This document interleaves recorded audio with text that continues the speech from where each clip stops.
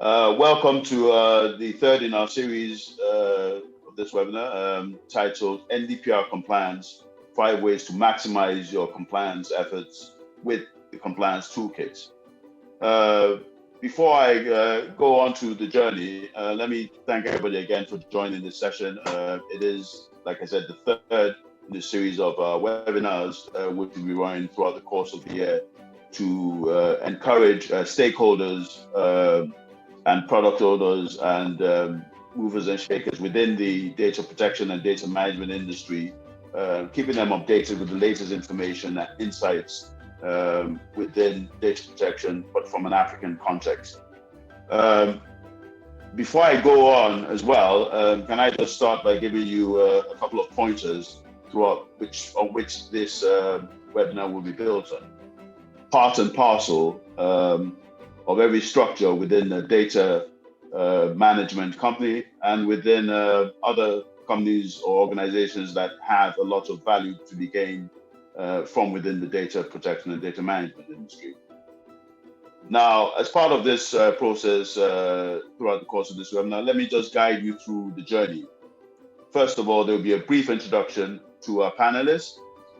Secondly, there will be an insight provided by NITDA, primarily addressing what NDPR is about and what are the drivers behind the regulation.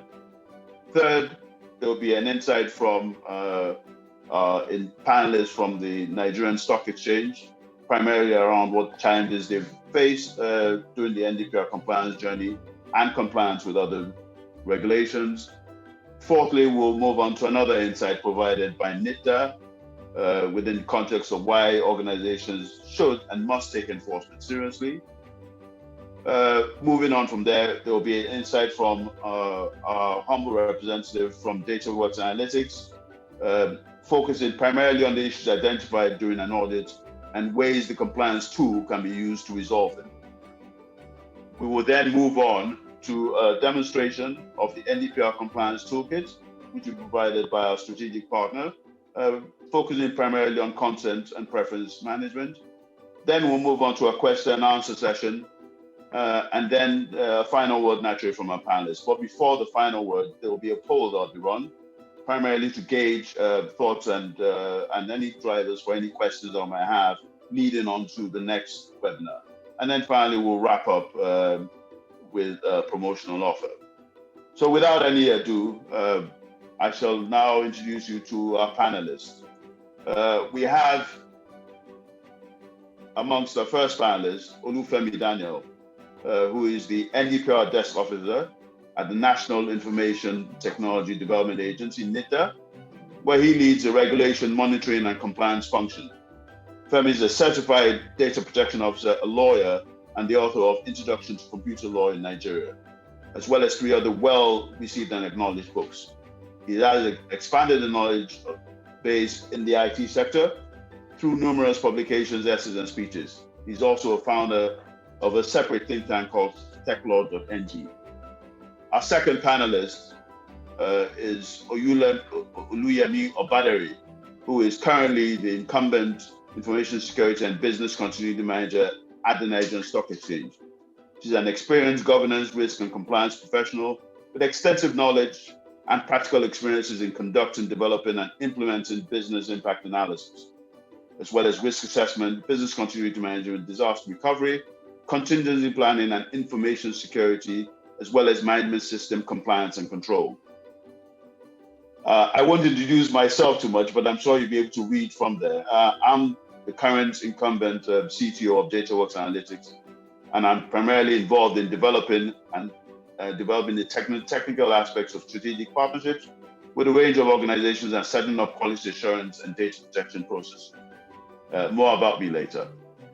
Ade Adedeji, who is also a managing partner at Dataworks Analytics, is responsible for strategic direction of the data practice, which is focused on tackling the growing data challenges of leading organizations within the African market. Our fourth contributor is Marianne Brattis. Marianne is the Data Privacy Director at Postlovna Intelligenta, where he has been working for the last 10 plus years, which has been conservative.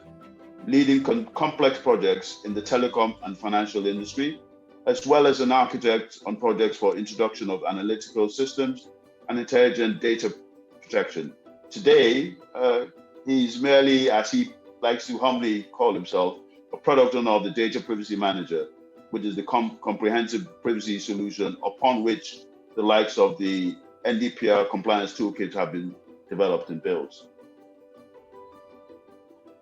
As for the NDPR Compliance Toolkit, it is our tool of preference and hopefully the tool of choice in the future, short and medium term, of organizations within Nigeria and hopefully in and around Africa in overcoming their challenges within the data protection landscape.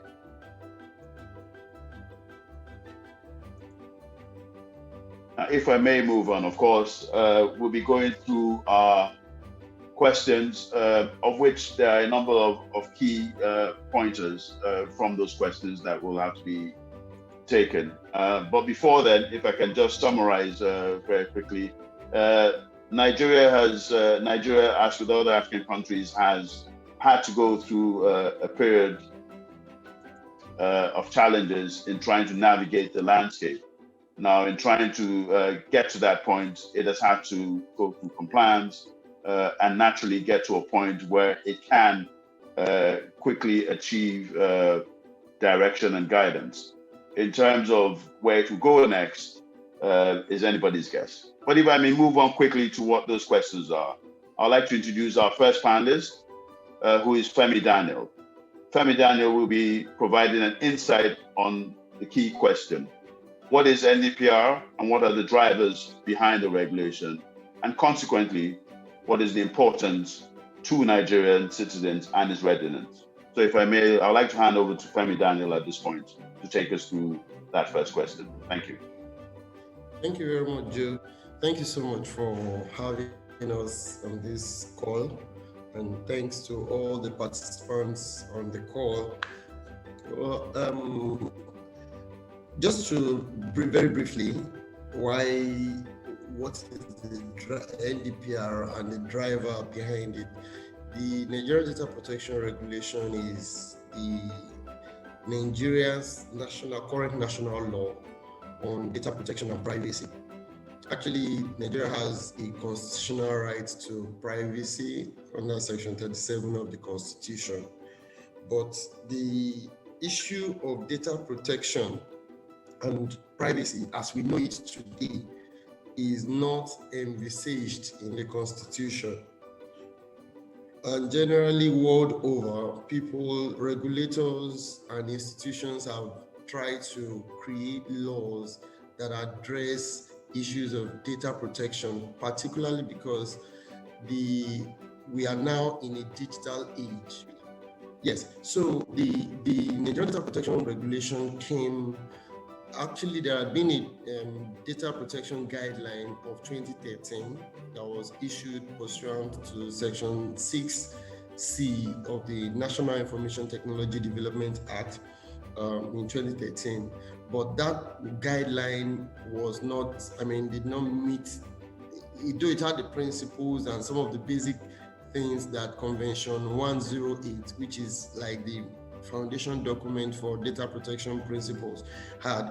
But in terms of punchiness, in terms of effectiveness, it was not really effective as it were. It was just a document and it wasn't being implemented.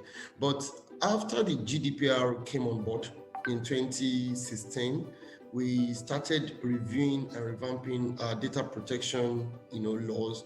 Number one, we had the option of looking at the various sectoral laws, and a lot of sectoral laws have data privacy and protection provisions. The central bank for the banking sector, insurance sector, health, and all that. But that actually is the method of the Americans. But we felt it was not efficient. It was not appropriate for our country, which when you look at the literacy level and then the nuances around the culture, you need to have a clear, single body of laws that people can go to find what they need to, particularly as it relates to data protection and privacy. So that was why in 2019, January 25th of 2019, the Nigerian Data Protection Regulation was issued as a subsidiary legislation, which, based on our Interpretation Act of 1963, you can actually make laws pursuant to the an enabling act, which was what was done with the NDPR. And the good thing with that strategy is that because the NDPR is issued as a kind of subsidiary legislation, for now, it has helped us to be flexible, and it has been of immense benefit to us, because many countries, particularly in Africa, that started out with data protection as a watertight, hard-coded law, have not been able to learn and become agile in their understanding of the principles of data privacy, because a lot of things are changing. Within 1 year of the EU GDPR coming to being, there have been 16 guidelines that were issued between 2018 and 2019 June, May. So that is to tell you that there is a lot that needs to be interpreted, that needs to be discussed, that need to be, properly explicated. So that is just the foundation of the NDPR. But the drivers behind it is we are actually, there are many things that we can look at, but for me and for us at NITDA, one of the most important things we wanted to achieve, number one, of course, to the constitutional rights to privacy was important, but also we realize if Nigeria does not have a data protection regulation that meets the basic standards of a data privacy law, our economy, our digital economy aspirations will be shut down. We will not be able to engage with Europeans, Americans, and some other countries that we're actually looking at, investing or partnering with Nigeria. And Nigeria is a key market, not just for Africa, but for the whole world, no matter how you see it. So in that regard, the data protection and privacy is an economic survivalist legislation that needed to be put on board, that needed to be implemented, and that we needed to be very, innovative around it if our, our economy is going to grow, if our people are going to have opportunities to continuously engage with people. So these are some of the issues. I mean, it's not feasible to say everything, about these issues, but I believe that this will give you an idea of our objective, what we're trying to achieve, and how we're trying to, go about it. Thank you very much. Thank you very much, Femi, for that brief insight. I'll now like to call on Oluyemi Obadare, who is basically going to give us her insights as to what types of challenges have been faced by the Nigerian Stock Exchange during compliance with NDPR and other regulations on its own journey. And of course, move on to her own experience within the same organization as someone with a responsibility for regulation. Primarily, how has she been able to monitor and ensure organizations comply with regulations? Oluyemi, I'd like to call on you now. Thank you very much. Good morning, everyone. I'll do a brief introduction so that I can probably put some things in perspective here. My name is Yemi Obadare. I actually work as the Business Continuity and Information Security, coordinator for the Nigerian Stock Exchange, not entire compliance and regulation. There's an office, there's a seat that is dedicated towards that. But I work with Business Continuity and Information Security, and then regulation, governance, risk, and compliance is on my desk. So NDPR comes as part of that, and we've been rolling with it. So I'm actively part of the team that worked with the data protection, the DPCO, to ensure that the exchange got certified, even at the wake of this in 2019. So thank you very much. Our journey so far, the the challenges, that the general implementation challenges across board, but I will be sharing from my experience how we were able to navigate these, and then talking from the information security perspective, what we have put in place to help us achieve both data privacy and data protection. So I think I want to just write on what the Mr. Femi Daniel from NITDA just said. So there's data privacy, there's data protection, and they're both two different things, but now interwoven, and then they're working together to ensure that the data subject's rights is protected. So when you talk of data privacy, like we all know, it's a legal requirement. It gives authority to the data subject to be in charge of his personally identifiable information and let you know as a collector of such information where he ends. So I would describe it as an authorized use, the consent which I give you to play around with my information, where the data privacy talk about the technological, that's authorized access, so that you're talking of information security, you're talking of the cyber breaches and all that we see, particularly with the advent of COVID-19. So I will then go to the implementation challenges. Generally, it was a new regulation, so we had to work with the DPCO for the hand-holding, and you know how it is, it's a new terrain where we know that it's not an end in itself, it's a journey.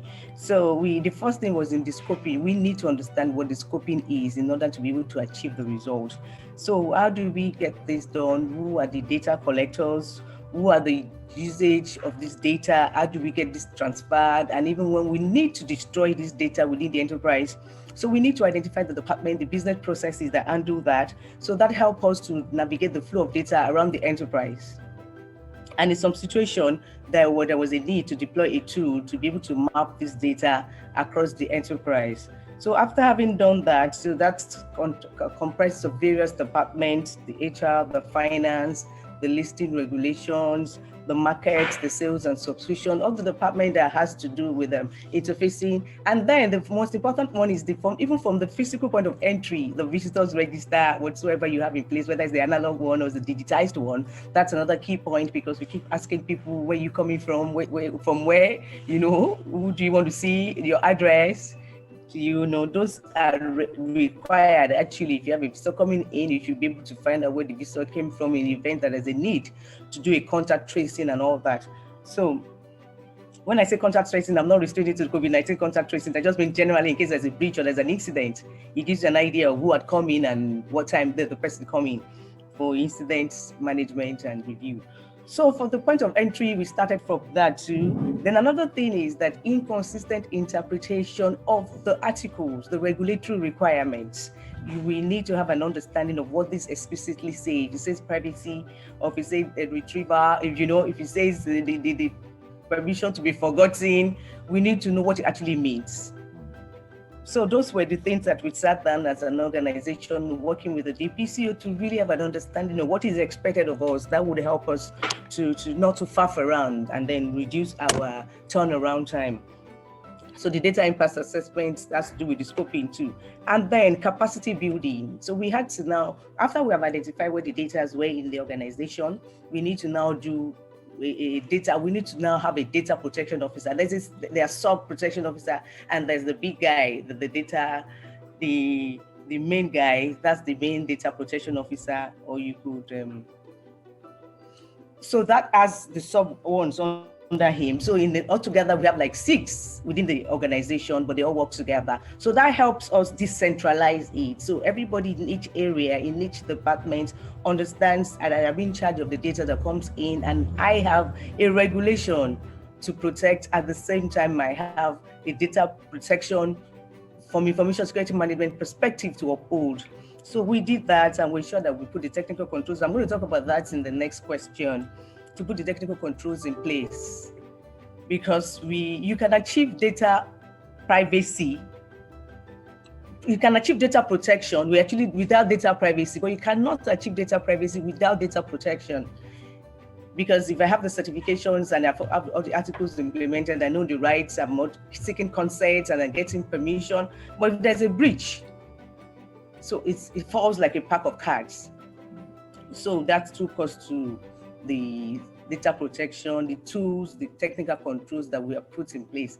So for us at the exchange, I think I will just go down the memory lane a bit. So it's for us, it's a journey that we didn't just start. So since the upgrade to the new trading system as far back as early 2010 to 2012, that was when we had the implementation, the exchange has been on a digitization, transformation, automation journey.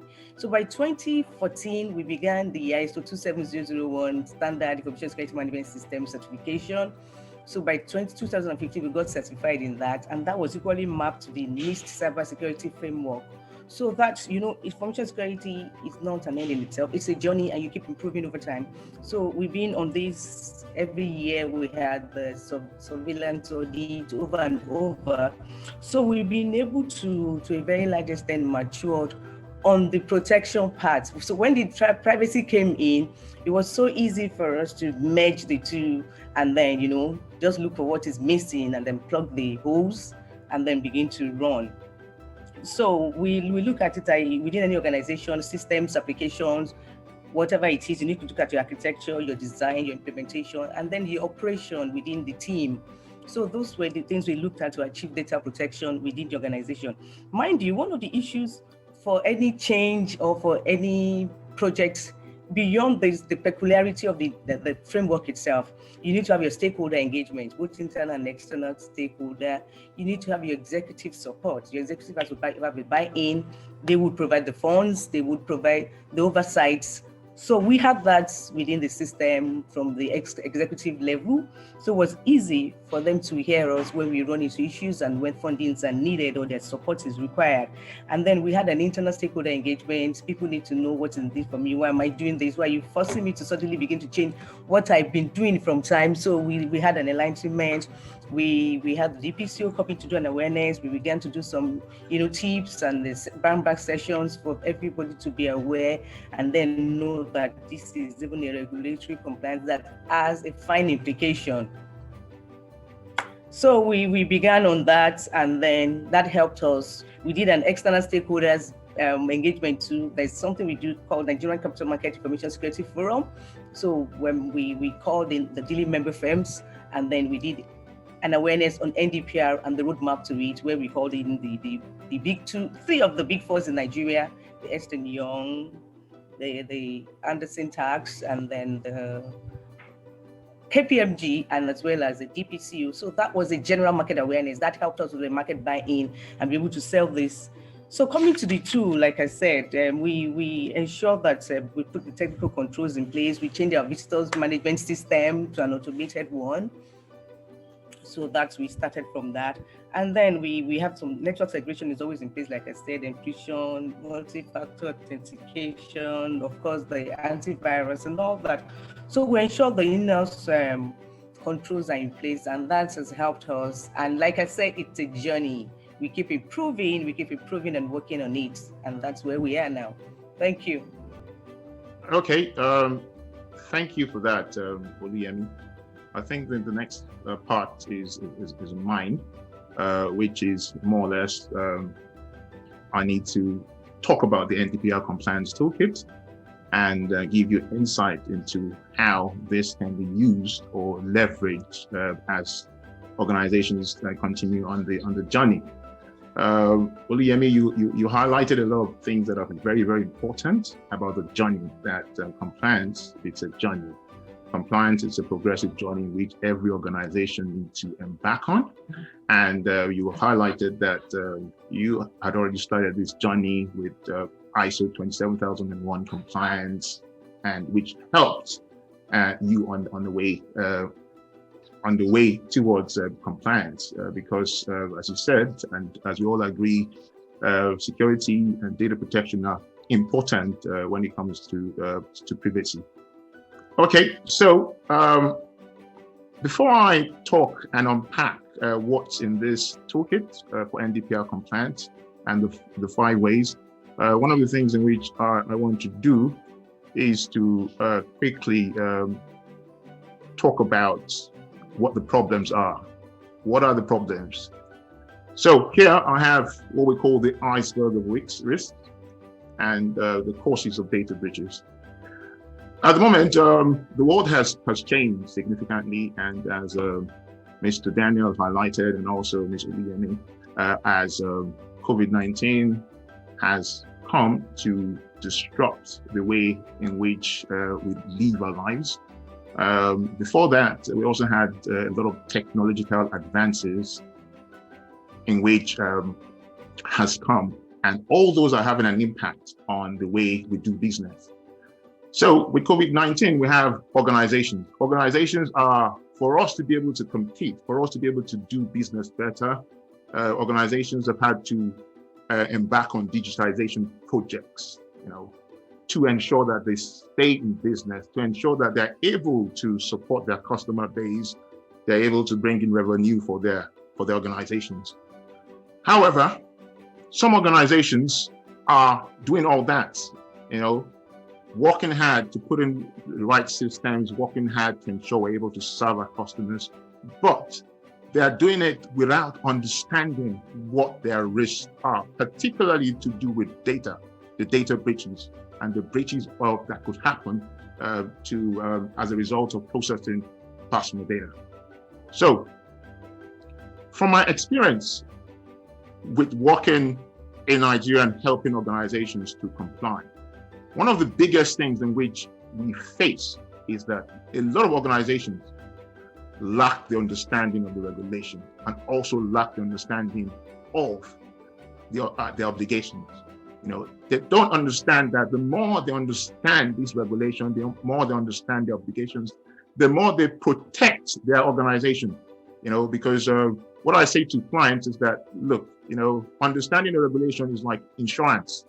So you are understanding it, you are ensuring you imbibe a culture based around that and based around processing of that data to ensure you are able to stay in business. Cyber breaches, data breaches are real. As we continue our journey towards becoming more digitized, as we continue our journey towards becoming a digital economy, so will be the rise in data breaches. And those data breaches are going to be exponential. So it's important for us as organizations that want to stay in business.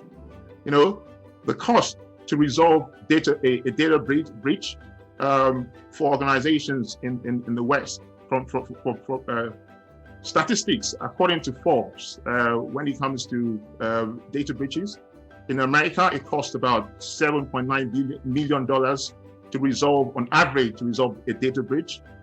Also in Brazil, it costs about 1.3 million. So there's a scale. We don't have the facts with regards to Nigeria, but what I'm certain is that as we continue on this journey towards digitization, our risks are going to continue to increase and the cost to resolve breaches is also going to increase. So technical and organizational controls to protect that data, inefficient ones. It's important for organizations to understand that the framework that is provided by NDPR introduces and asks or demands or requires organizations to introduce technical and organizational controls to protect the data. It's important for us to take this serious and to ensure that we don't only have information security policies and data protection policies, but we actually implement these as controls. So for instance, what Mr. Badari mentioned with regards to the to what they have done in the stock exchange is that they've started with ISO 27001 and they've continued on to introduce technical and organizational controls to ensure that they are not just having policies, but the policies are properly implemented. So the next thing that causes data breaches is badly designed software solutions. We have software solutions that's been deployed in our enterprises that is processing data, or we haven't done proper data protection impact assessment. As a result, those software solutions seemingly think to be adding benefit to organizations, but also increasing the level of our risk by introducing backdoors to hackers, backdoors to cyber threats, increasing the number of vulnerabilities we have across the organization. So staff training is also very important. Your staff, are they adequately trained? Do they understand NDPR is your data protection officer training. You know, I've come across data protection officers that all they do is to wear a title. We need to move from that area where we're now 2 years into NDPR. Organizations need to start to take this responsibility of training their staff to ensure they have the right protection, to ensure they have the right insurance. Also, when it comes to vendor management, right now, there's quite a lot of adoption in new cloud services, in new applications. I mean, are we ensuring that we're engaging with our vendors the right way? Do we understand the risks that are associated with outsourcing part of your business to a data controller? Are you ensuring that data controller themselves, are they also complying with the regulation? Because you are entrusting the data of your clients, of your customers with a third party. Are you ensuring that third party is also doing what they need to do according to the regulation to ensure that data is protected and that data is secure? Okay, I'll quickly walk you through the 5 ways in which the NDPR Compliance Toolkit can help and can solve some of the problems before we go into the demo. So the NDPR Compliance Toolkit consists of 5 modules. They have been put in a bundle for ease for people to be able to install, deploy, and also procure. And there are also some additional modules as well. So the first thing when you do an audit, because at the moment, a lot of us are doing audit, or we should be doing the audit that is due. The audit report is due to be filed by the 15th of March. So one of the things in which is clear is that from the audit is that organizations are required to have an inventory of processing records. So the first module, which is the data processing inventory, allows organizations to be able to document their processing activities right across the organization. It also allows and facilitates collaboration between your DPO, your DPCO, your legal team, and every team as well. It helps you to be able to track visibility and also see where your risks are. So for instance, if you have a cloud service provider that's based in the US and all that, it has a dashboard that will show you all that. You'll see that in the demo. Also, we have a risk management module. So when you do an audit really helps to highlight your risk. So what this module does is that it will help you to ensure that the risks in which you find either during the audit or after the audit, that you have a mechanism to ensure that those risks are properly rated, properly categorized. It also helps you to complete your data protection impact assessment, which are required for data processing, where you have the risk is high when it comes to the individuals such as Nigerian citizens or people who live in Nigeria, who reside in Nigeria legally. So we also have incident management as well. It's important for organizations. There are loads of data breaches that occur around, but nobody is keeping a record of them. You need to have control of this incident. You need to ensure that your incidents, not only do you know what they are, but they're fully investigated, they're remediated as well, so that you don't have a reoccurrence. And also, when you need to report a breach to NITDA, should you have to, you need information and you need evidence. All this will help you to be able to report to both NITDA and other stakeholders in which you have. So the 4th module is the data subject request management. So NDPR is about data subject, it's about their rights.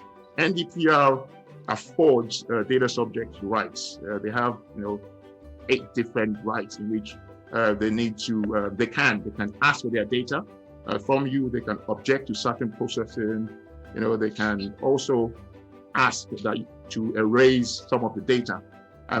When you have a huge customer base, how do you control all that? So what the data subject request management module does is that it helps you put all that in a workflow, and it helps you to ensure that you are able to track the data subject request from clients or from your employees, and help you to ensure that you are able to complete this within the 1 month that is given So the final model has to do with third-party management. How do you manage your vendors?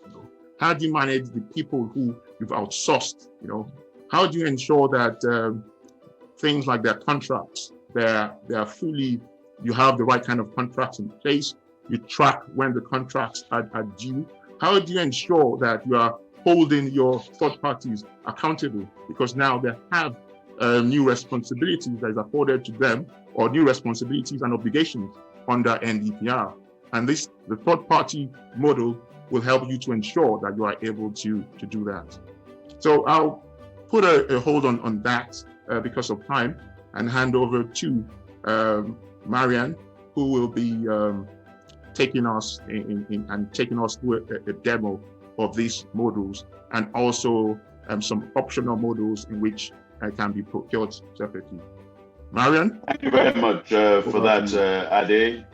Over to Marianne for the presentation of the NDPR Compliance Toolkit bundle. Thank you, Ade. Thank you, Ade. Thank you, Joe. And hi, everyone. Like Ade said, I'm going to do a demo. I won't be talking so much, but I would just like to say thank you to all the participants in the panel. It was very interesting. So thank you, Oluyemi, thank you, Ade, and thank you, Olufemi. This was very interesting. What I think, while I log in, I might just say that as well. With NDPR, I think it's very important to think about it from the global market perspective. I think it's very important for companies to stay competitive on the global market because of the free data flow and all the big wave of data protection regulations coming our way from different geographies. Also, I've seen a lot of people, so existing DPM customers on this call. I'm very happy to see you guys being here. But for all of you that are new and are not our existing customers, let me give you a short introduction. In the short time I have, I will try to do my best to be efficient.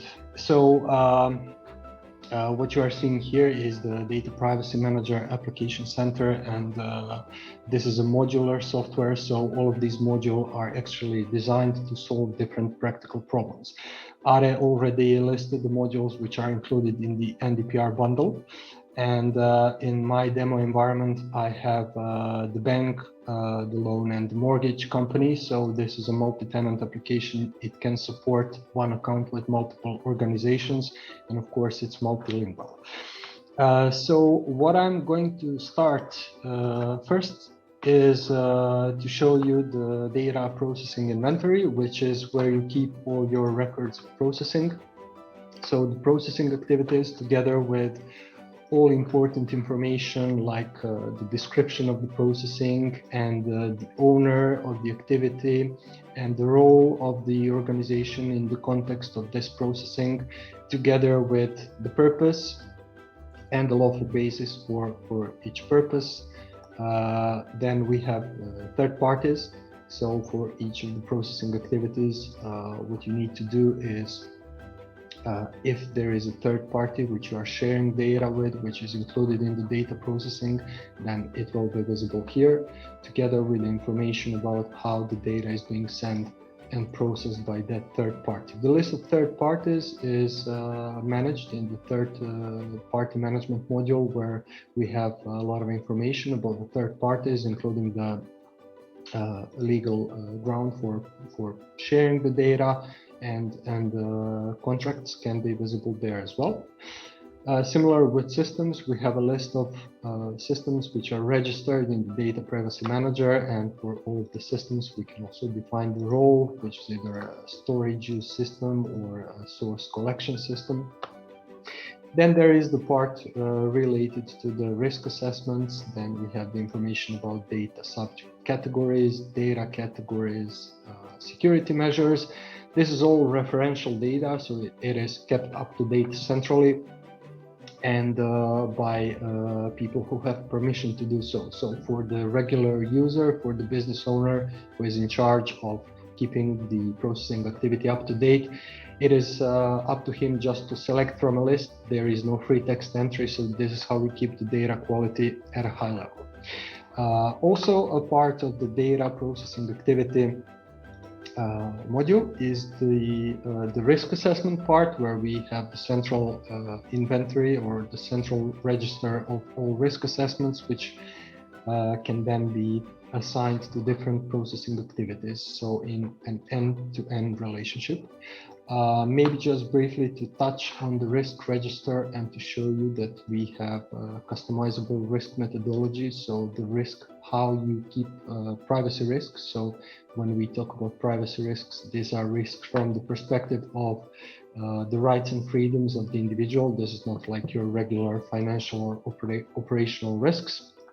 What you can do is you can definitely customize this risk matrix to fit what you currently use in different areas of the business, and then map the risk scores to the matrix itself.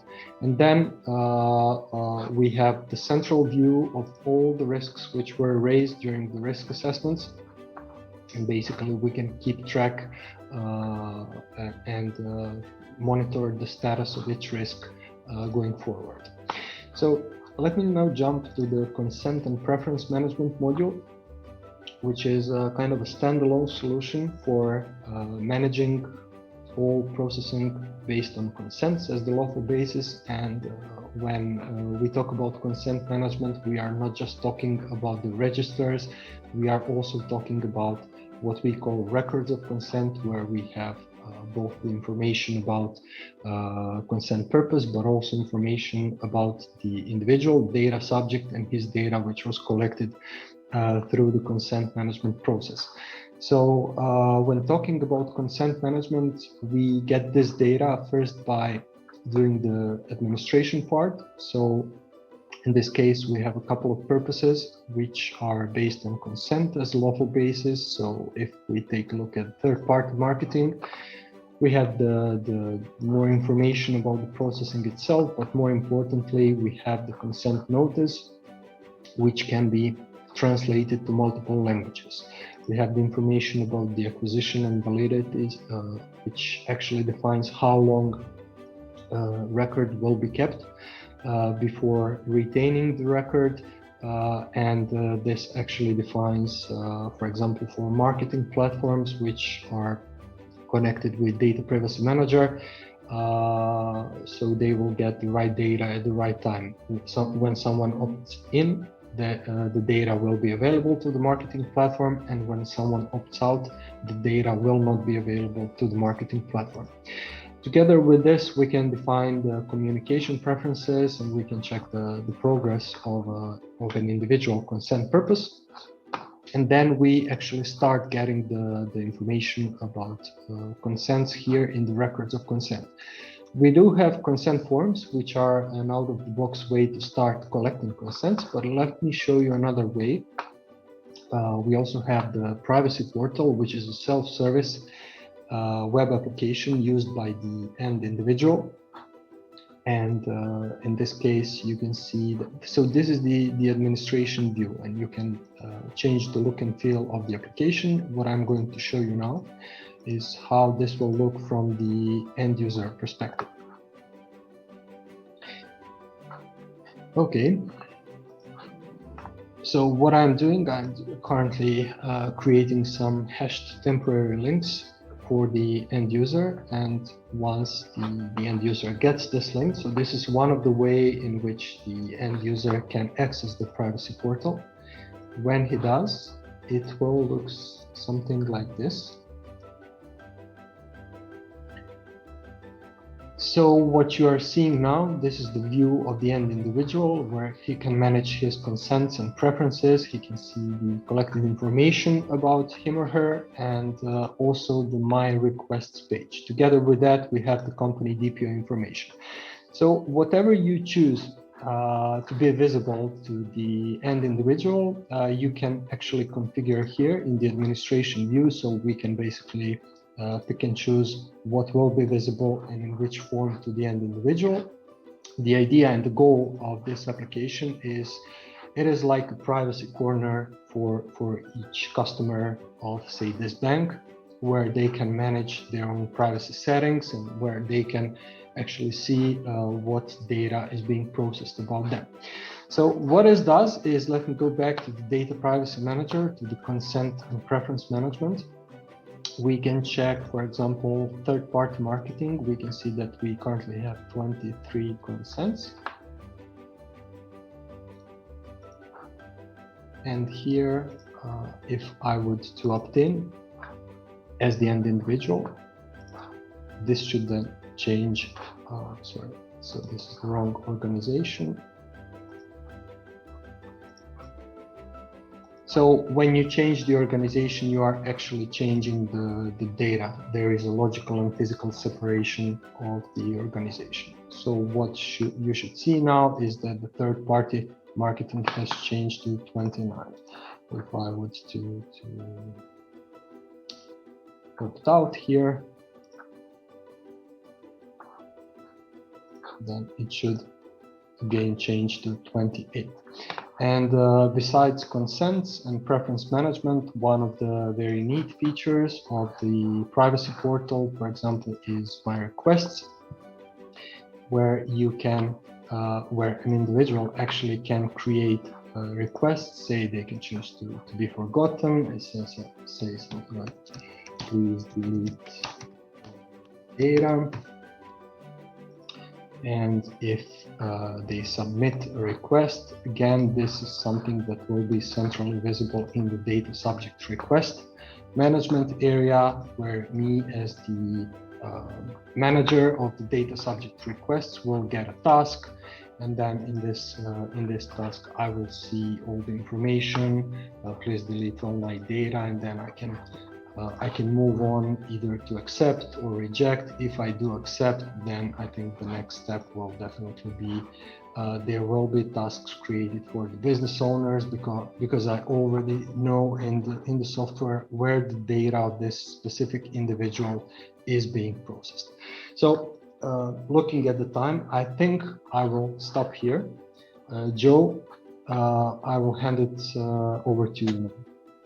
Thank you, Marianne, for such a well-delivered presentation. And thank you very much. We do have a number of questions that have been sent to us. So if I may, I'll just quickly read them out. But I'll just like to thank all our panelists so far for their insights. So if I may read the question, and of course, any one of you of our illustrious panel can answer it. It's a question from Mona Assad. Mona Assad, thank you very much. It says, according to NDPR, there's a distinct difference in definition between data controllers and data processors, and only data controllers are mandated to file an audit report by the 15th of March every year through a DPCO, with no mention of data processors being obliged to do so. The Draft Data Protection Bill 2020 mandates that data processors who possess more than 2,000 data subjects will be obliged to do so. As it is not yet enacted, the applicable law currently is the NDPR. Please confirm if a data processor are in any obligation to file an audit report with NITDA as at March 2021. That's this year, in about 6 weeks' time. Who would care to provide an answer for that, please? Thank you. I think since we have Mr. Olufemi Daniel from NITDA, I think it's best for us to hear from the horses now. Naturally. Thank you very much. That was a very good question. So the position when the NDPR was issued was to try to streamline the lines of responsibility, but having gone through some experience, we've also seen that the issue of data controller and processor many times is nuanced.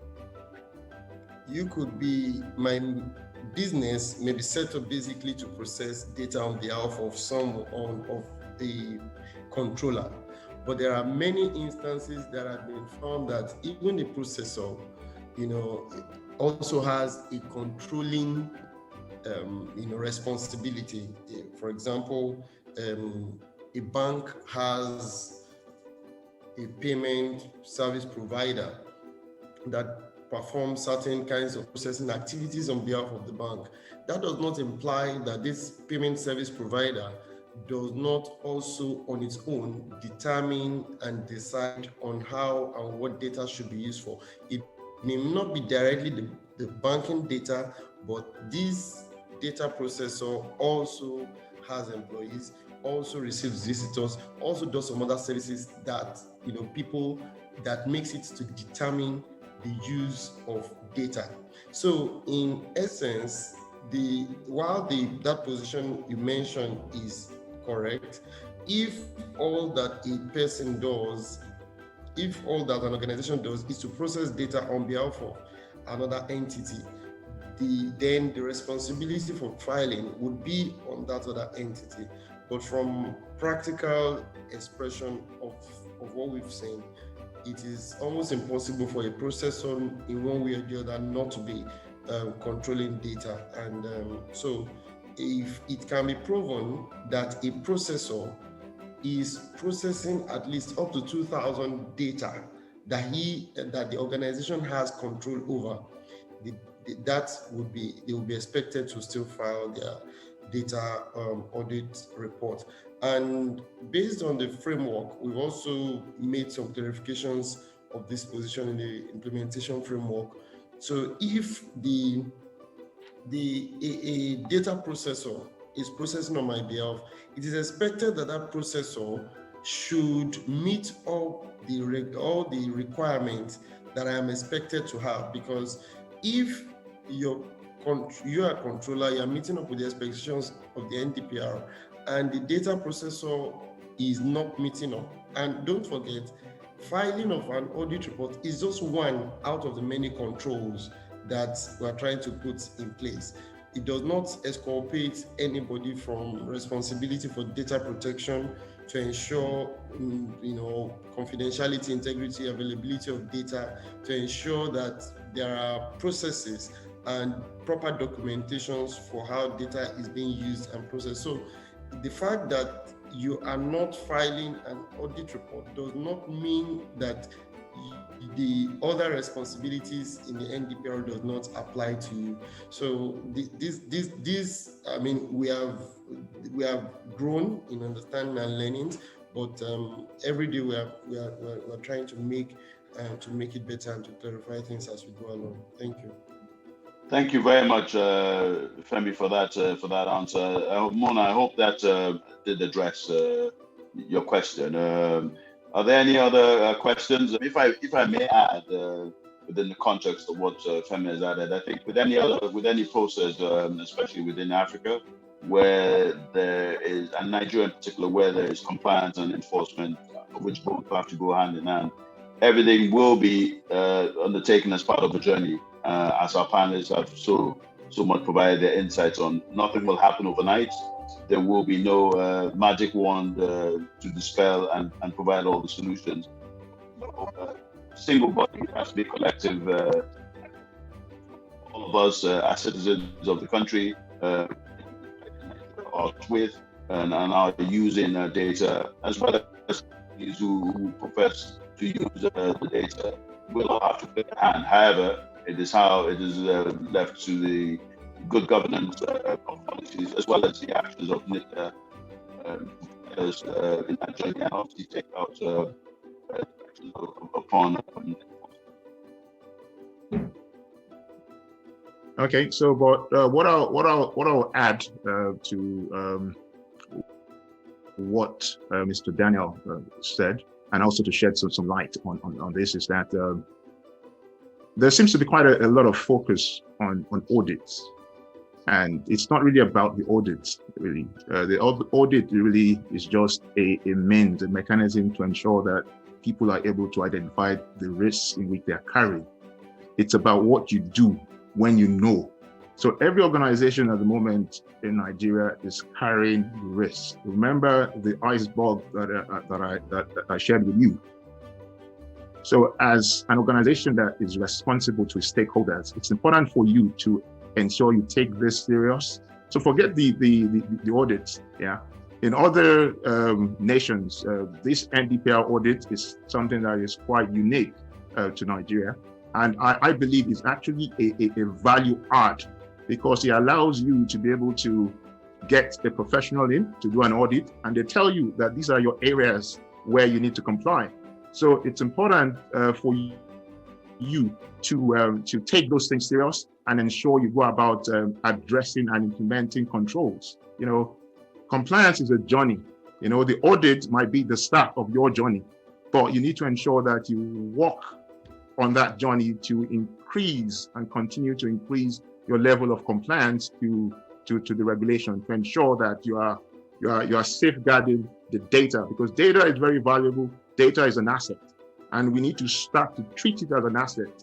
An asset is something that has value, and you protect it and you secure it, and you ensure that you put your business in a position that you can't go out of business. Joe, I'll hand over to you for you to continue. Thank you very much, Adi, for that insight as well.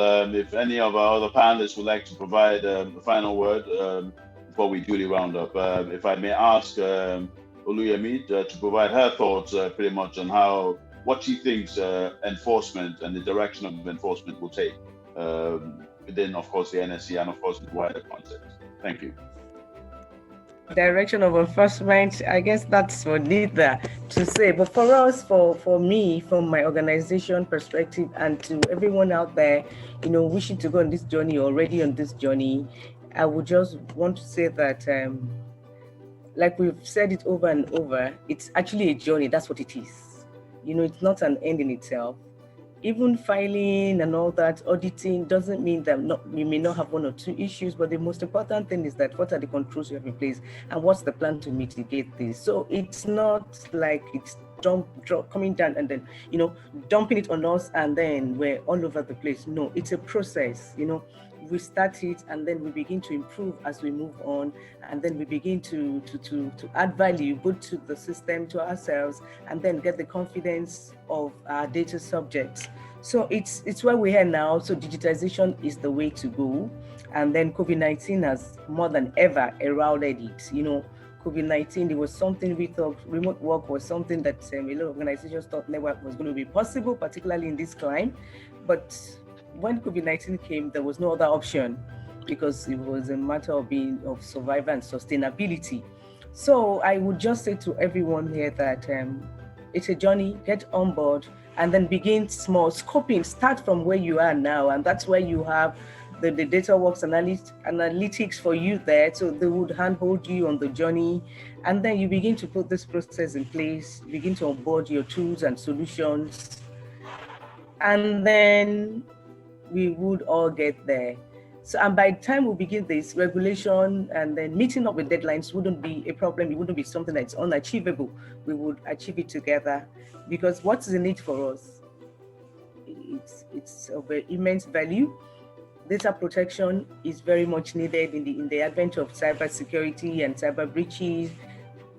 That is where it is now. Why someone once said I saw a cartoon that had some set of robbers or whatever they are, and then the boss went to them and gave them a keyboard and said, this is your tool now. So you're no longer going to be picking pockets or no longer going to be stabbing or, you know, pointing gun at people. He just said, this is the new strategy. He gave them the keyboard that this is the new tool.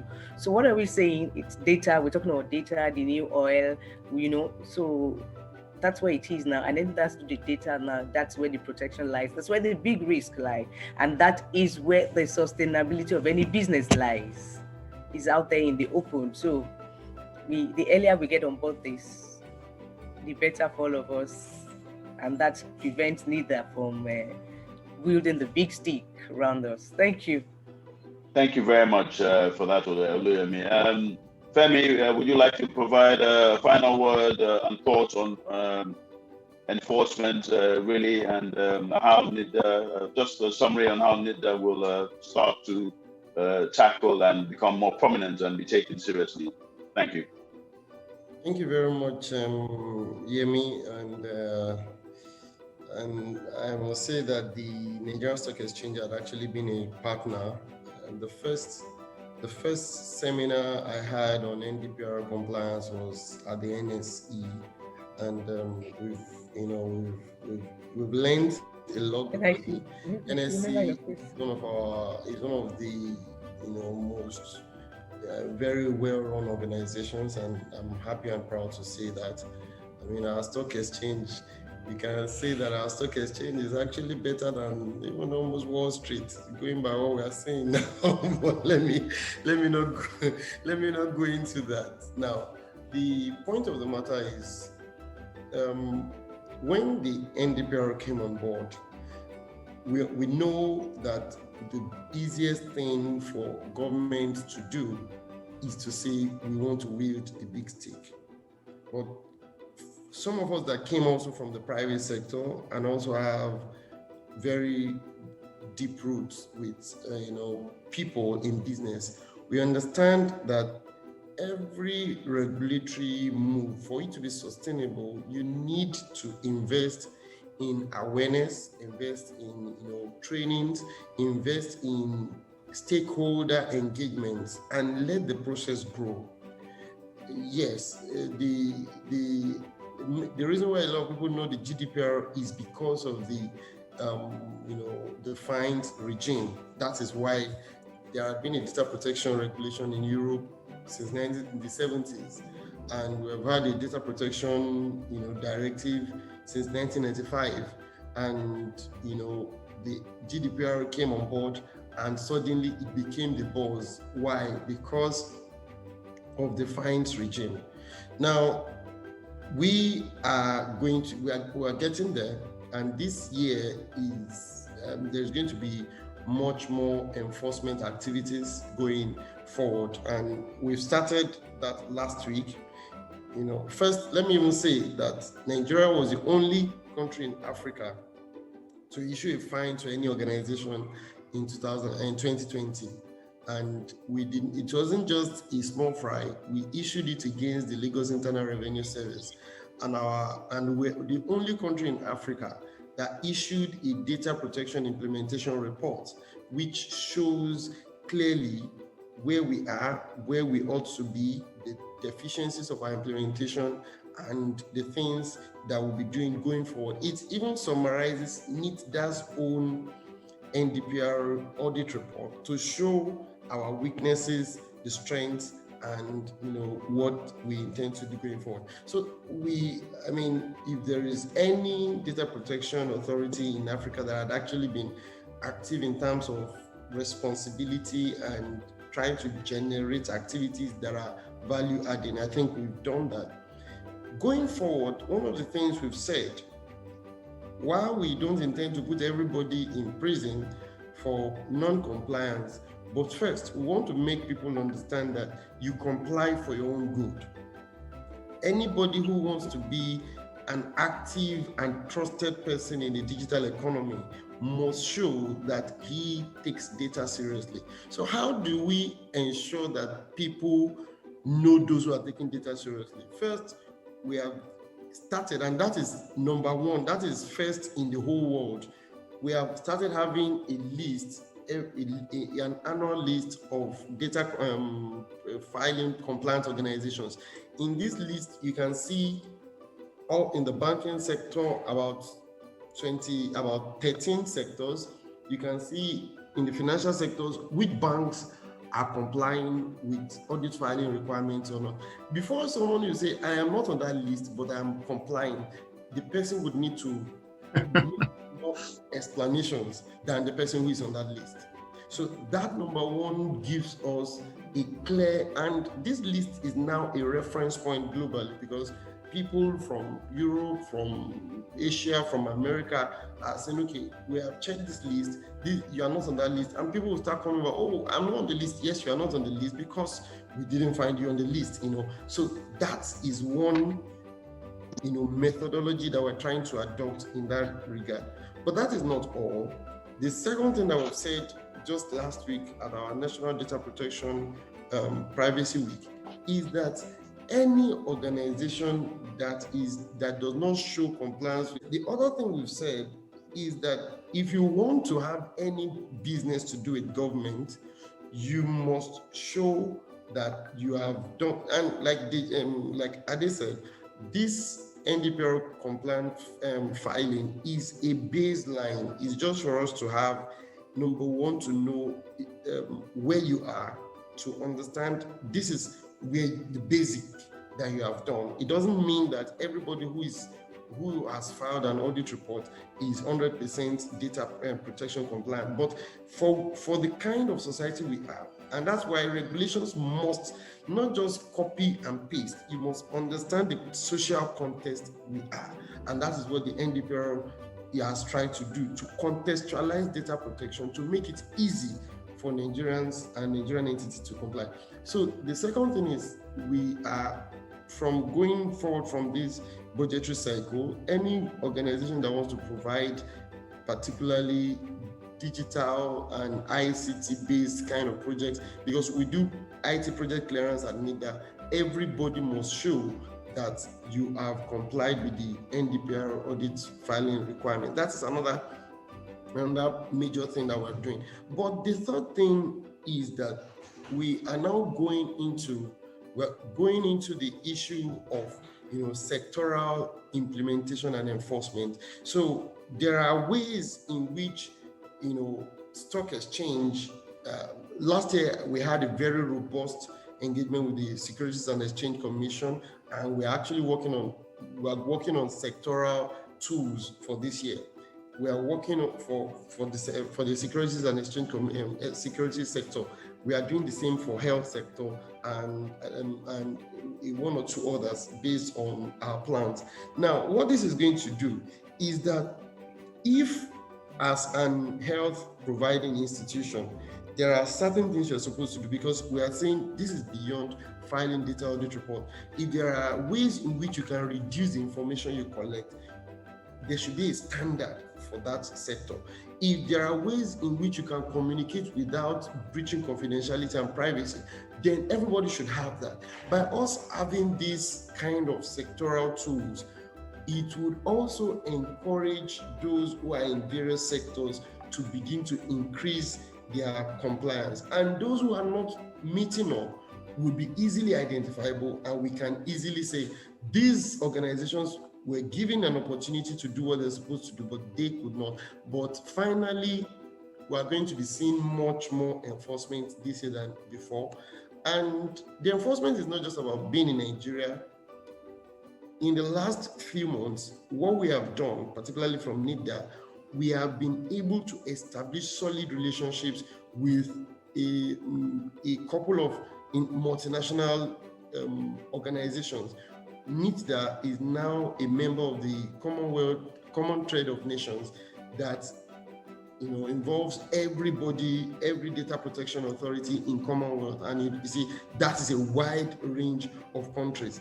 That implies that when you breach data of Nigerians and you are in Grenada, you are in Canada and any other kind of country, we can easily, with this network, ensure that that is being enforced over there, even for the breach of Nigerians' data.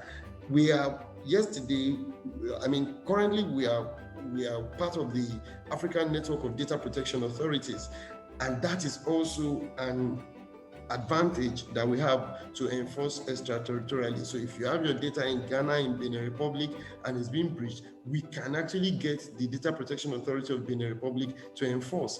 And just yesterday, we had a meeting with the Council of Europe, with the African Data Protection Authorities. There is a lot of synergy that is coming up between us and Europe in terms of enforcement and capacity building and things like and other related issues. So what this is, while the noise, we have not started making the noise of, okay, we'll find you this, we'll find you that, but we have built a structure that now makes it almost impracticable. If we really want to now start issuing fines, we can tell you what, you see that you take Nigeria's fine of 2% of your annual gross revenue, or you take the European fine of 4% of your global turnover. Which one would you prefer? And that becomes a bargaining tool. It is a more realistic modernistic regulatory way of approaching issues rather than going, piecemeal, and we are just all about trying to chase down people. The cybersecurity is global, data privacy is global, and we need to have that global approach to our enforcement. And that's I'm going to hold you in a spot there, Femi, as you go on. Maybe you might be able to shed light or answer one of the questions. Go on, Okay, Ade. let me ask the question. Yeah, and this question is to Mr. Daniel. It's a NITDA specific question. So it's from an anonymous attendee, but the question says, most companies, especially the loan companies, do not respect privacy rights, and their policy notices are not compliant with NDPR. What is NITDA doing about this? I think you've answered it, but I could shed more light on it very briefly, because I was personally involved in an investigation visit to one of the loan companies just around in November, December, and the loan company, I don't want to mention name now, they are actually, it's more or less like a kind of a criminal organization, because we went to their registered office, they were not there, and the other office, they just take people's information. When you take a loan, they have access to your phone contact records, and they begin to send, information to all the people on your contacts, to say that you have defaulted, and the person that defaulted just defaulted about 3,000 naira, which is not supposed to be. So it's a real problem. We acknowledge it, and that is one of the things that we're actually looking at working on this year. Because the truth of the matter is that NITDA is not interested in stifling innovation. People need loans, but we need to ensure that whatever people are doing to achieve their legitimate business is done in a dignified manner. You don't go around destroying the personality of people just because you are providing a service. So it's something I need that, like I've said, we were there and we've been investigating, but we are going to look at a much more, compliance, enhancing approach to help the loan companies and some other micro lending organizations to be able to be more compliant with the NDPR. Thank you. Okay, thank you for that, Mr. Daniel. I think we've kind of overrun it a bit, but before we kind of wind down, there is a poll that it's open up on your screen. If you can kindly just answer go through the poll questions so that we can share the results to everyone, so that we can know exactly where we're at on, and after that we will close and wind down the session because we've kind of overrun a bit. But we hope it's been a useful experience, and we hope you've been able to glean. Thanks for stepping in briefly for me, Ade. I think Mr. Dede has some connectivity problems, so I think I would.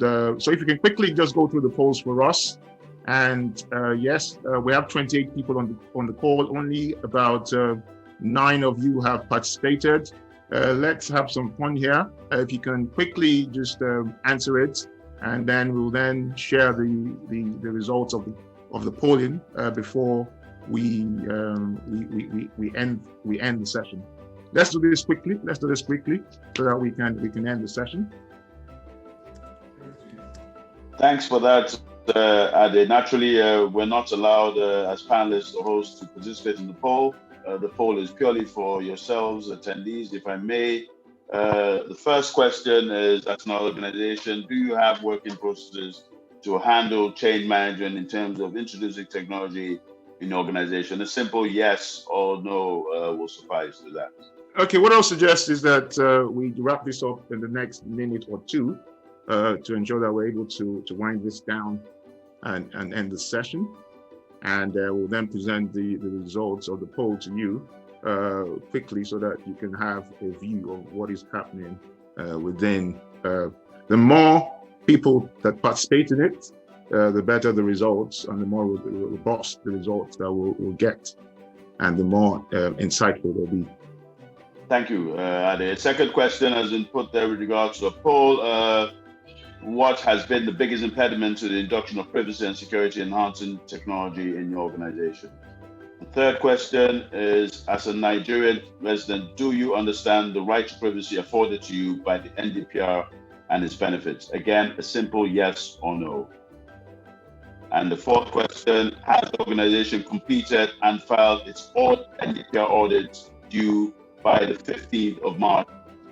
Again, a simple yes or no should suffice. Thank you. And our fifth question is, as an organization, do you have the measures, technical and non-technical, in place to enforce Nigerian data protection regulation in your organization? Again, a yes. Well, three answers actually: yes, no, and some measures. And the final question, again, just select using the radio buttons. What is the biggest NDPR compliance challenge faced by your organization? This multiple choice. Leaders within the organization are not aware of the regulation. There's no budget in place on NDPR compliance. No one is taking ownership for it. Staff are not aware of the regulation, and lack of skilled resources. Again, select the radio buttons that apply to your choices. Thank you, and then submit. Okay, I think it's best for us to end the poll now, and we'll just end the poll and just share the results with each and every one of you as we round up. Joe, if you want to quickly just review that, yes, and just say what. Now, our first question was, as an organization, do you have working processes in place to handle change management in terms of introducing technology in an organization? 78.6% of respondents said yes, with the rest 28.6% responding no. Second one, what is the biggest impediment to introduction of privacy, security, and enhanced technology in organization? The highest respondents, again, were all of the above, with the second being resistance to change by staff not willing to accept transition. The third question was, as a Nigerian citizen or resident, do you understand the right to privacy afforded to you by the NDPR's benefits? Slightly skewed here, majority obviously answering yes to this. So by now, we believe that the awareness programs and campaigns have been working. And of course, NITDA's campaigns have been working in parallel as well. The fourth question, has the organization completed and filed its NDPR audit due by the 15th of March, 2021? Majority of the respondents said no. So this is the time to get on board. Please do feel free to get in contact with Dataworks through the website or via additional contact information which we posted. Thank you very much. The fifth question was, as an organization, do you have the measures, technical and non-technical, in place to enforce Nigeria data protection regulation in your organization?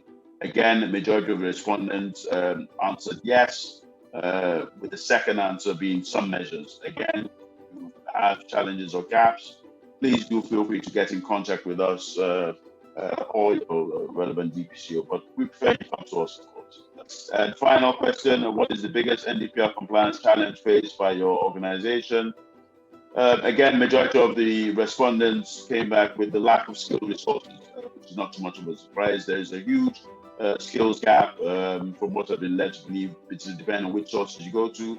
Anything ranging from 250,000 to 500,000 potentially job vacancies.